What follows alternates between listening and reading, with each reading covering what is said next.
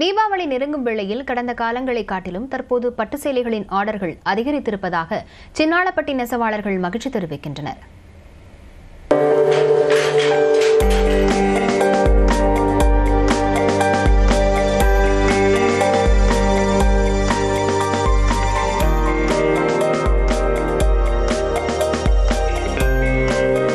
சுங்குடி சேலைகள் என்றதும் பலருக்கும் சின்னாளப்பட்டிதான் நினைவுக்கு வரும். பாரம்பரிய முறைப்படி தயாரிக்கப்படும் திண்டுக்கல் மாவட்டம் சின்னாளப்பட்டி சேலைகளுக்கு மக்களிடம் எப்பொழுதும் மவுசு அதிகம்தான்.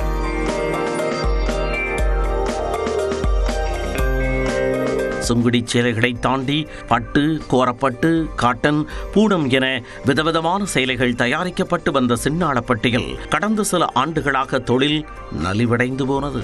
கொரோனா காலகட்டம், போதிய ஆர்டர்கள் கிடைக்காதது என அதற்கான காரணங்களை அடுக்கிய நெசவாளர்கள் இந்த தொழிலையே கைவிட்டு விடலாம் என முடிவெடுத்த நேரத்தில் திடீர் திருப்பமாக ஆர்டர்கள் கைகூடி வருவதாக மகிழ்ச்சியுடன் கூறுகின்றனர். பட்டு மற்றும் ஜரிகை சேலைகளுக்கான ஜிஎஸ்டி வரி விதிப்பு 12% இருந்து 5% குறைக்கப்பட்ட நிலையில் அதன் மூலம் சேலைகளின் விலை குறைந்திருப்பதாக சொல்கின்றனர் சின்னாளப்பட்டி நெசவாளர்கள். 12% 5% கம்மி பண்ணியிருக்காங்க. அதனால பட்டினுடைய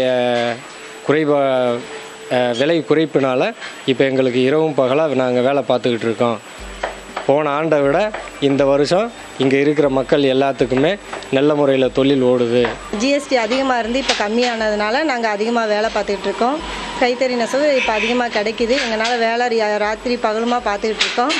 தற்பொழுது தீபாவளி நெருங்கும் வேளையில் விலையும் குறைந்துள்ளதால் தமிழ்நாடு மட்டுமின்றி அண்டை மாநிலங்கள், வெளிநாடுகளில் இருந்து ஆர்டர்கள் குவிந்து வருவதாக நெசவாளர்கள் உற்சாகத்துடன் கூறுகின்றனர். கான்பூரை கவரும் சின்னாளப்பட்டி சேலைகளுக்கு மீண்டும் மவுசு கூடியுள்ளதால் இந்த ஆண்டு தித்திக்கும் தீபாவளியாக அமையும் என்கின்றனர் நெசவாளர்கள்.